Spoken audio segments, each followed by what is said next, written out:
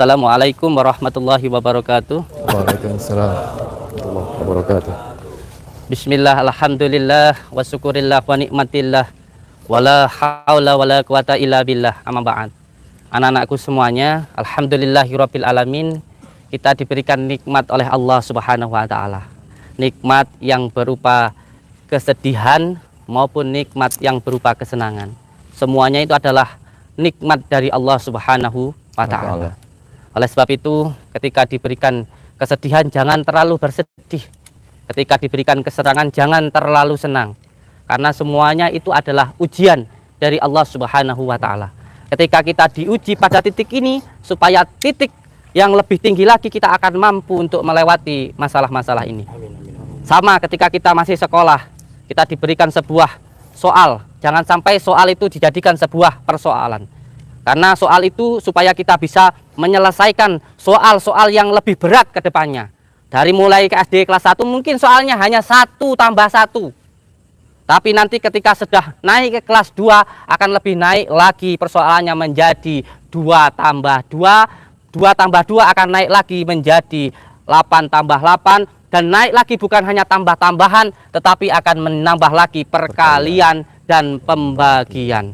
Oleh sebab itu ketika panjenengan mendapatkan soal ujian dari Allah, mendapatkan masalah, jangan sampai masalah itu menjadi masalah. Jadikan masalah itu menjadikan diri kita semakin kuat, semakin mendekat kepada Allah Subhanahu wa taala. Karena di dunia ini tidak ada sandaran yang lebih kuat kecuali hanya pada Allah Subhanahu wa taala. Dan di bulan Syura ini, di bulan Syura atau di bulan Muharram, ini sesuai dengan qadratullahnya Allah. Di mana di bulan Syura ini adalah bulan kesedihan untuk kita umat Islam. Karena di bulan ini cucu dari baginda Rasulullah Shallallahu Alaihi Wasallam meninggal dunia di kisahnya Karbala.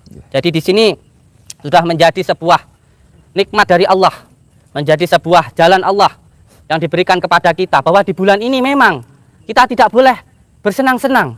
Kita di bulan ini harus berjuang. Kita di bulan ini harus ikut bersedih karena cucu baginda Rasulullah Shallallahu Alaihi Wasallam meninggal. Dan anak-anakku semuanya, panjenengan yang harus panjenengan pahami bahwa 5 pondasi di dalam padepokan. Yang pertama, berpegang teguh kepada tali Allah. Jalankan sholat. Apapun keadaannya, jangan sampai lepas untuk memegang tali Allah. Bagaimanapun keadaannya. Seumpamanya terkadang panjenengan masih maksiat, belum bisa meninggalkan maksiat, terus jalankan sholat. Jangan sampai ketika panjenengan melakukan sholat lalu tidak mau menjalankan sholat. Ini menjadi godaannya setan. Karena setan itu masuk melalui alladzi yuwaswisu fi syudurin nasi minal jinnati wan nas. Was-was. Ah, buat apa saya sholat? Kalau saya masih maksiat nanti saya nggak diterima. Hati-hati. Ini adalah perkataan setan. Ini adalah bisikan setan. Terus amalkan, terus jalankan sholat sampai pada akhirnya panjenengan tidak lagi melakukan maksiat. Itu yang pertama. Yang kedua, santri Padepokan Nurjati harus mengamalkan sholawat. Karena sholawat ini adalah kunci utama kita di dalam hidup di dunia. Dan sholawat adalah kunci utamanya dari setiap doa. Sedangkan doa adalah pusaka, adalah kekuatan terbesar yang kita miliki sebagai muslim. Maka terus jalankan sholat, terus amalkan sholawat sampai pada akhirnya kita tidak lagi melakukan maksiat. Yang ketiga, santri Padepokan Nurjati harus berbakti kepada orang tua. Karena baik buruknya panjenengan tergantung bagaimana panjenengan ke orang tua panjenengan. Kalau ke orang tua baik, maka hidup kita pasti akan baik. Ridha Allah tergantung dari ridha orang tua. Yang diperintahkan Allah yang pertama sholat, dan yang kedua adalah berbakti kepada orang tua. Ini adalah satu kesatuan, tidak boleh dipisah-pisahkan. Karena ridha Allah tergantung dari ridha orang tua. Walaupun kita sholat, kita setiap hari zakat dan sebagainya, tetapi kalau sampai durhaka kepada orang tua, maka hidup kita pasti akan sengsara. Kalau pengen hidupnya di dunia dan akhirat bahagia, maka harus berusaha untuk membahagiakan orang tua. Bilang itu aja, durhaka kepada orang tua. Apalagi kalau sampai berkata yang kasar. Suma'auzubillahi min. Dan ini banyak sekali anak-anakku yang sudah terjadi di Padepokan ini. Banyak orang yang datang ke sini mengatakan dirinya disantet, mengatakan dirinya disihir, selalu sakit-sakitan, usaha selalu bangkrut. Kang, kamu saya ini disantet orang sakit-sakitan.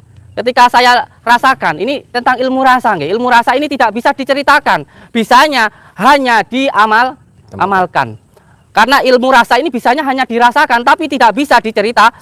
Ketika diceritakan kepada orang, maka akan menjadi sebuah kekufuran atau menjadi kecindikan atau menjadi sebuah fitnah. Kecuali kalau sudah siap untuk dikatakan penipu seperti saya, itu tidak apa-apa. Tapi kalau belum siap, anak-anakku jangan.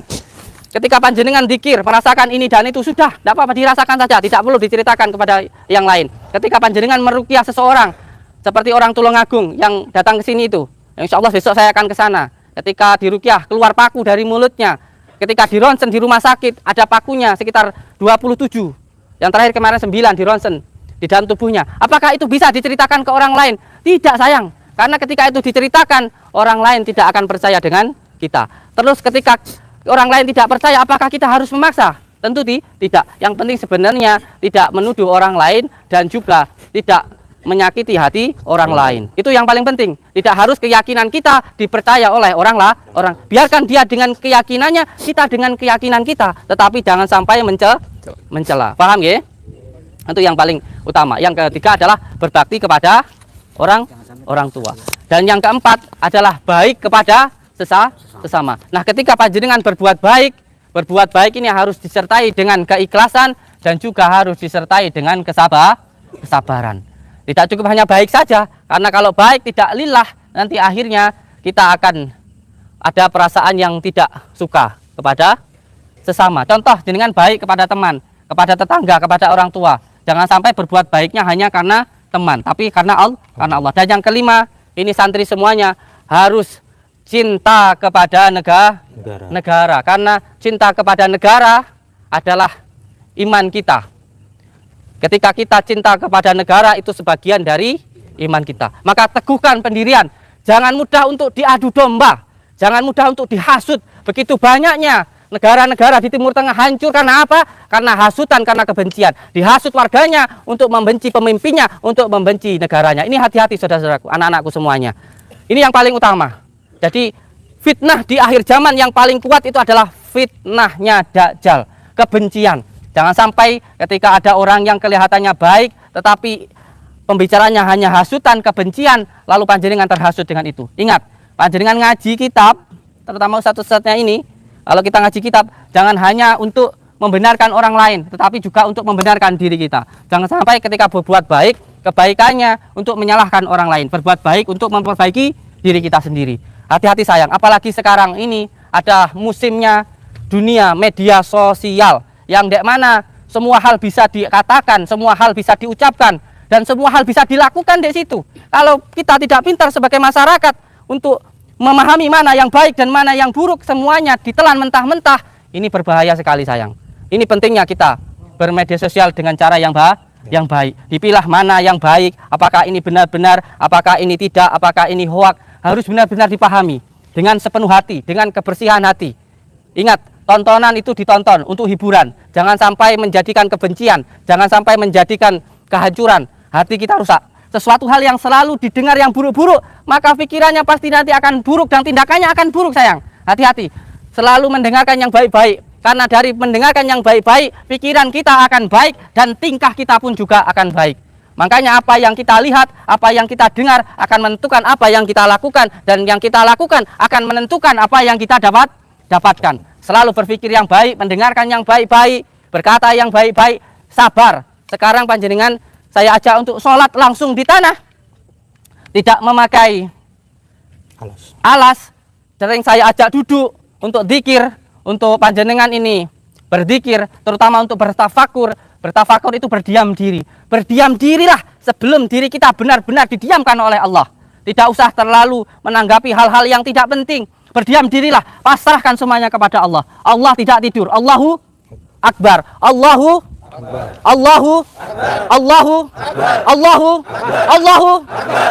Jadi ketika panjenengan duduk di tanah, ini supaya panjenengan bisa belajar wataknya tanah. Tanah itu wataknya adalah diam. Tanah itu adalah wataknya sabar.